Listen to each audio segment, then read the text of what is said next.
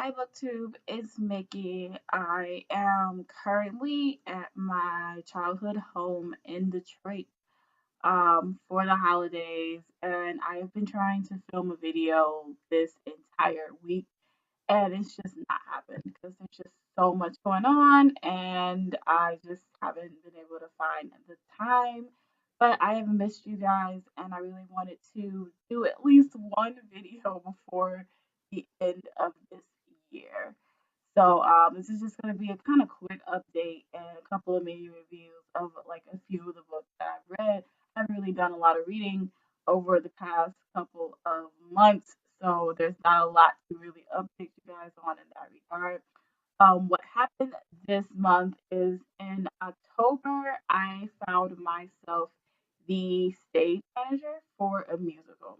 So I don't know if I've talked about this before on my channel or not, but I'm a part of a theater company in Michigan called Face Off Theater Company. It was founded by me and several other Black women from all of us alumni from Western Michigan University, and we founded this theater company in 2014. We founded the theater company because we felt like there was a huge kind of void in our community for theater for young people and for people of color. We are Kalamazoo, where I live, it has a very, very vibrant arts community, and they have a very vibrant theater community. Like there are several working theaters in the city, despite how small it is, and there are several venues, and like the theater community is thriving in West in Kalamazoo, but I think probably every year before we started, I think there were probably maybe one or two plays a year that was either written by a person of color or featured people of color. And we thought that that was kind of sad considering just the breadth of talent that we have in Kalamazoo and also because of like the diversity of the population. And one of our goals as a theater company is just to sort of bridge the gap because and sort of just diversify the audience for theater because at the moment I feel like the typical theater goer is white, middle class, elderly to middle age people. And we want to be able to show people of color and young people that the theater is also for them too. I'm a big believer that theater can be a great vehicle for change. I think that there is something that can happen in the theater when you have a live audience and a cast of actors who have to interact and perform for that audience that just can't be accomplished in any other art form. And so I am a part of a theater company whose goal is to do that. And we're on our second season, and our second show for our second season was the musical Dreamgirls. And let me tell you something: if you've never stage managed before, which I have never done, you do not want the first thing that you do to be a musical.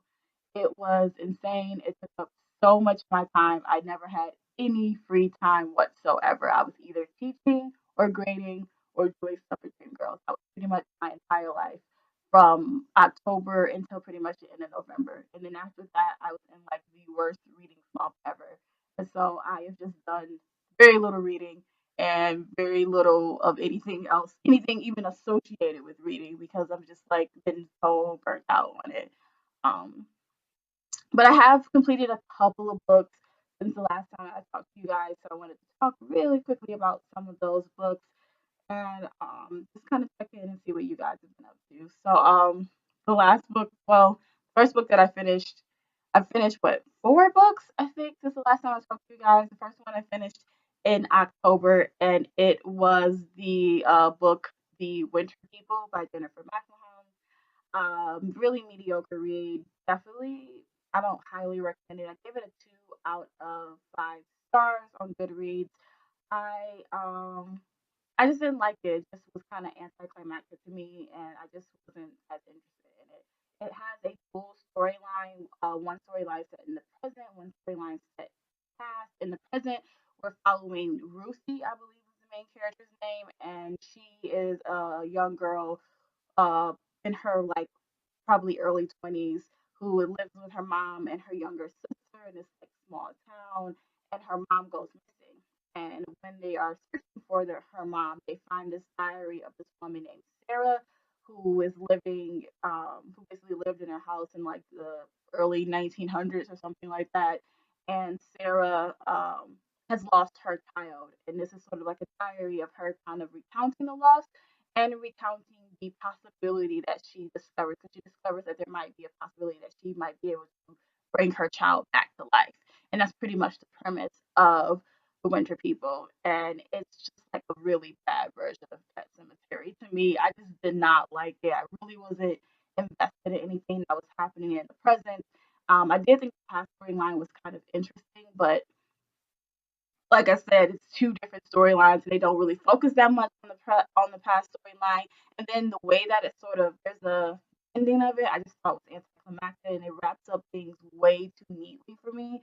So I wasn't a big fan of it. I will say this though, if you are a person who's interested in getting into horror, like you're a horror newbie, you kind of want to dip your toe in, but you don't want to go straight into like say like a Clive Barker book or something like that.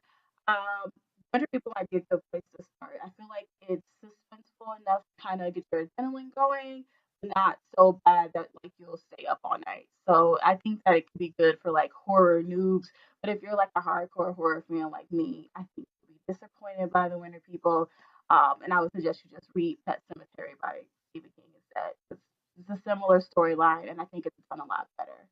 The second book that I finished in October was Night Film by Marisha Russell. I um I have like weird mixed feelings about this book because on one hand, I think that the book is got lots of flaws. There's a lot of things in the book that I don't think is done really well, but I still really liked it in the end.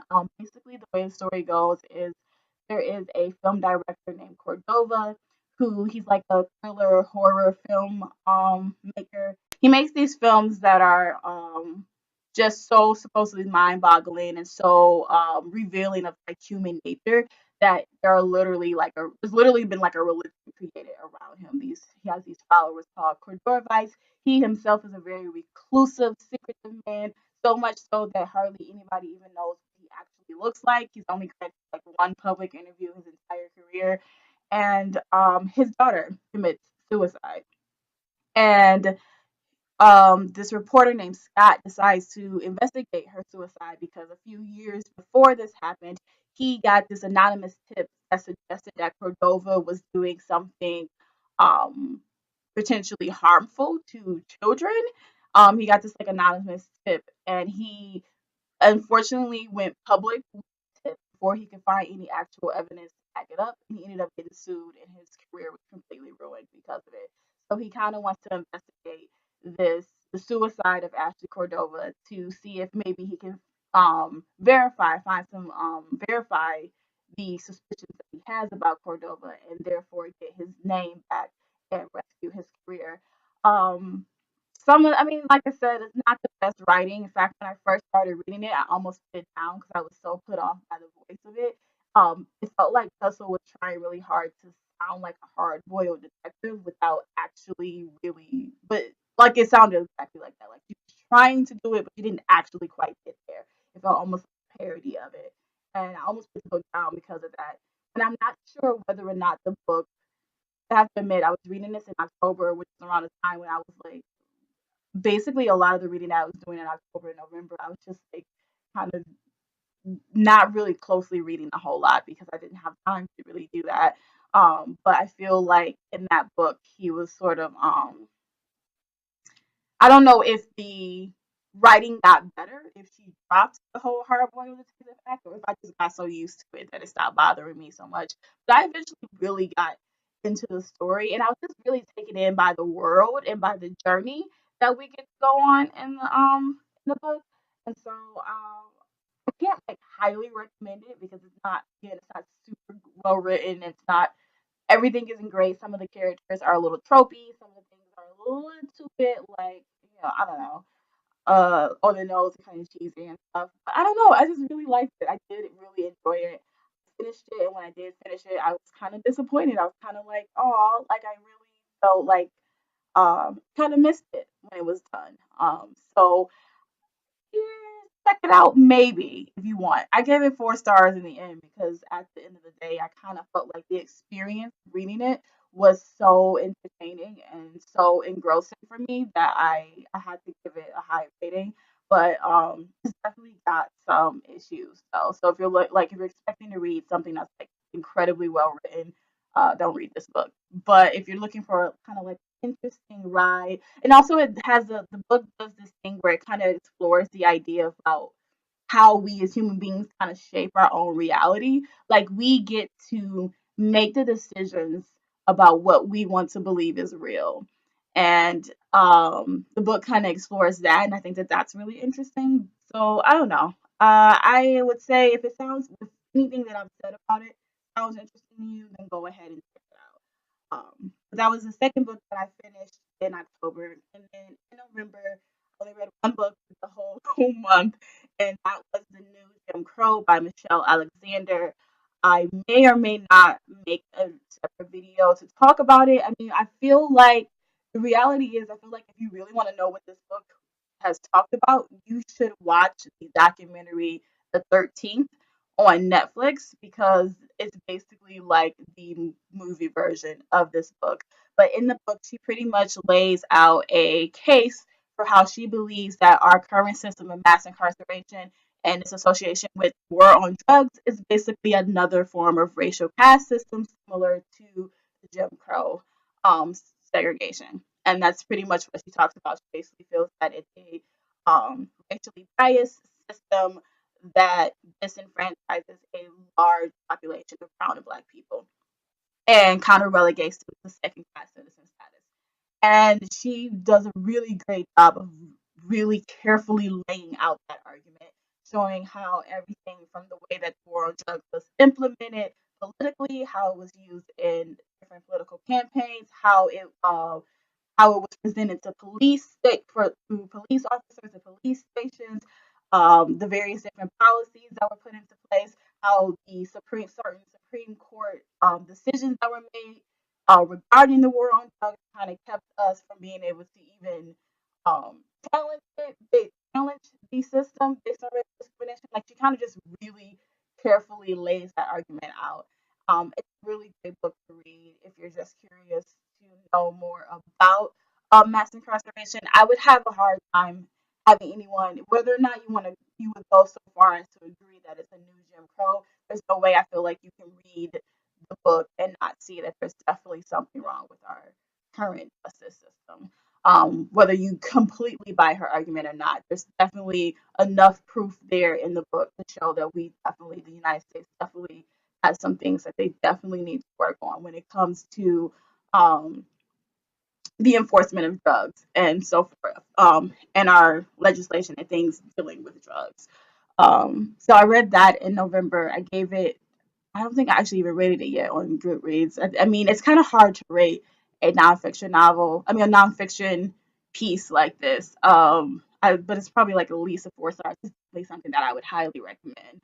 And then the last book that I read or finally finished was The Woman in White by Wilkie Collins, which took forever. I read that book. I started in October and I've been reading it steadily since October, and I just finished it like a week ago. And the thing about it is, I like the book. I actually really did like it, but it took forever to finish. I was like, oh my God, when is this ever going to be over? Um, it's I mean, it's a great, interesting story. It's basically, it's kind of hard to talk about it without giving certain aspects of the story away. It basically starts with this drawing master. He is called up to go to the countryside to teach this young woman how to draw and how to paint. And on his way there, he encounters this woman in white, and she just has a whole lot of mysterious baggage that ends up following him to his new job, and the story just kind of goes from there. It's really good in a lot of respects. Like there's a really nice gothic vibe that is there within the piece. So if you like gothic literature, you'll probably really like Woman in White. The mystery is interesting. Marion Halcombe is the story is told by several different people's points of views. And Marion Halcombe is the sister of the girl who Walter Hartwright is sent to teach, and she is fantastic. At first, wasn't so sure about her character. It kind of she used to say things. She says a lot of things about her ability.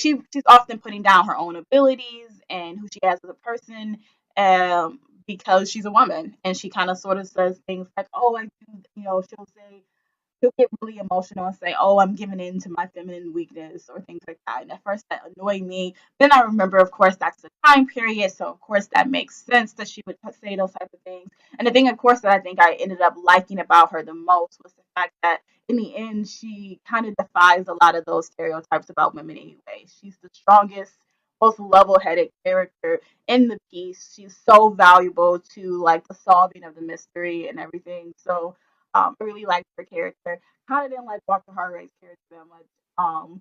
That sucks because she tells like a huge bulk of the story, and he tells like the other bulk. And so especially, and he's like the one who tells the majority of the end of the story. So I was like, that was really for him to be done. So, but yeah, like I would recommend Woman in White if you guys like classics, and if you are just, if you're kind of like, if you've read things like Pride and Prejudice or like Wuthering Heights or stuff like that, like you might be, if you're used to the way that these stories can kind of drag on for a little bit, then you'll be cool with The Woman in White. But yeah, that's the last book that I finished since October. I am totally going to fall short of my Goodreads goal. It's currently December 30th right now when I'm filming this. I'm not quite sure when it's going to go up. The goal is for it to go up right after this, but like I said, I'm at my childhood home visiting my family, and every like 10 seconds, like right now, the fact that it's super quiet right now is insane. I'm surprised that my niece isn't running through here right now screaming. And that's probably going to happen really soon, but I'm going to between now and the first of the month, I'm going to try and finish some of the books that are on my currently reading list right now, because I have a bunch of books that I started throughout this year that I just haven't finished. So I'm going to be trying to focus on doing that. And if I can find some time, I'm really going to work on trying to find some like quiet time throughout the day. Tomorrow, which is the 31st and the 1st, I would like to put up more videos for you guys, because I've missed you and I really miss being able to do this. Um, so I'll probably try and make up for lost times and put a couple of videos up. I definitely have like a crap ton of ideas of things I wanted to talk about. So maybe I'll just do a whole bunch of like marathon reading and filming over the next couple of days. Anyways, I hope that you guys are having a wonderful holiday. Please let me know if you read any of the books that I talked about or what you're reading now. What cool books did you guys get during this for Christmas? Like my family, we don't really do gift giving as much as we used to. So like I did get a coloring book for Christmas, which was cool. But I didn't really get any books for Christmas. But I would love to know what you guys got for Christmas. So yeah, and or any other holiday that you may celebrate. And I hope that you guys are getting ready for the new year. And I will talk to you guys soon. Bye.